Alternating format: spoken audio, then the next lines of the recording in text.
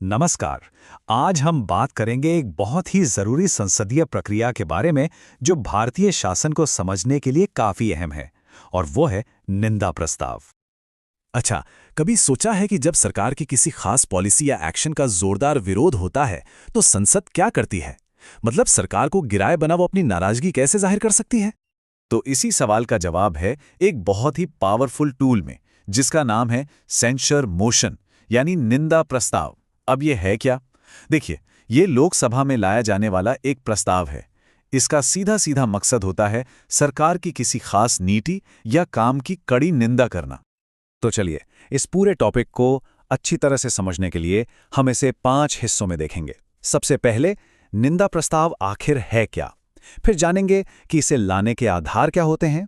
इसके बाद इसकी पूरी प्रक्रिया पर नजर डालेंगे। फिर निंदा और अविश्वास प्रस्ताव में क्या फर्क है वो समझेंगे, और आखिर में बात करेंगे कि ये जवाबदेही के लिए इतना जरूरी क्यों है।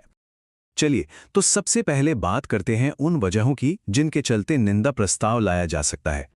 देखिए, एक बहुत ही जरूरी बात यह है कि दूसरे प्रस्तावों की तरह नहीं, निंदा प्रस्ताव लाते वक्त कारण बताना एकदम कंपल्सरी होता है। आपको साफ साफ बताना पड़ता है कि आप इसे क्यों ला रहे हैं।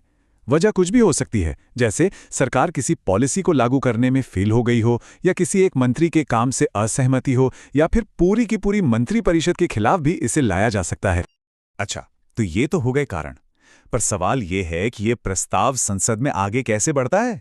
इसका प्रोसीजर क्या है? तो इसका एक पूरा सेट प्रोसीजर है जो लोकसभा के अंदर फॉलो होता है। पहला स्टेप, विपक्ष का कोई मेंबर प्रस्ताव पेश करता है। फिर जो सदन के अध्यक्ष यानी स्पीकर होते हैं, वो देखते हैं कि प्रस्ताव नियमों के हिसाब से है या नहीं। अगर वो इसे एडमिट कर लेते हैं तो फिर डिस्कशन के लिए एक तारीख तय होती है, और आखिर में बहस के बाद इस पर होती है वोटिंग। अब यहां आता है सबसे इंटरेस्टिंग पार्ट। मान लीजिए ये प्रस्ताव पास भी हो गया, तो भी सरकार को या मंत्रिपरिषद को रिजाइन करने की जरूरत नहीं है। जी हां, ये असल में एक नैतिक और राजनीतिक फटकार है, एक स्ट्रांग मैसेज है, पर यह कोई कानूनी मजबूरी नहीं है कि सरकार गिर जाए। और इसी पॉइंट से एक सवाल उठता है जिसमें अक्सर लोग कंफ्यूज हो जाते हैं। वो है निंदा प्रस्ताव और अविश्वास प्रस्ताव के बीच का फर्क। इन दोनों में जमीन आसमान का फर्क है। पहला, निंदा प्रस्ताव के लिए कारण बताना जरूरी है कि भाई आप किस पॉलिसी या एक्शन की निंदा कर रहे हैं, लेकिन अविश्वास प्रस्ताव के लिए कोई कारण बताने की जरूरत नहीं होती। दूसरा फर्क, निंदा प्रस्ताव किसी एक मंत्री, कुछ मंत्रियों के ग्रुप या पूरी काउंसिल ऑफ मिनिस्टर्स के खिलाफ आ सकता है, जबकि अविश्वास प्रस्ताव सिर्फ और सिर्फ पूरी मंत्रिपरिषद के खिलाफ ही आता है। और सबसे बड़ा फर्क, जैसा हमने अभी बात की, निंदा प्रस्ताव पास होने पर सरकार को इस्तीफा नहीं देना पड़ता, लेकिन अगर अविश्वास प्रस्ताव पास हो गया तो सरकार को इस्तीफा देना ही पड़ता। It's mandatory.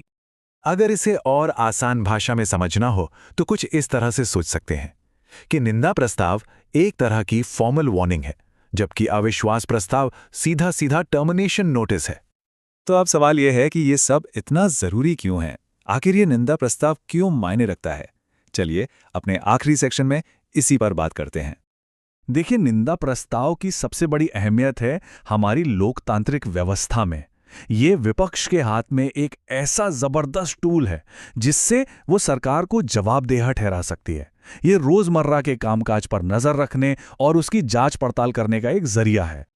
और ये एक बहुत बड़े सिद्धांत को मजबूत करता है, वो ये कि सरकार जो भी करती है उसके लिए वो आखिर में लोकसभा में बैठे जनता के नुमाइंदों के प्रति जवाबदेह है।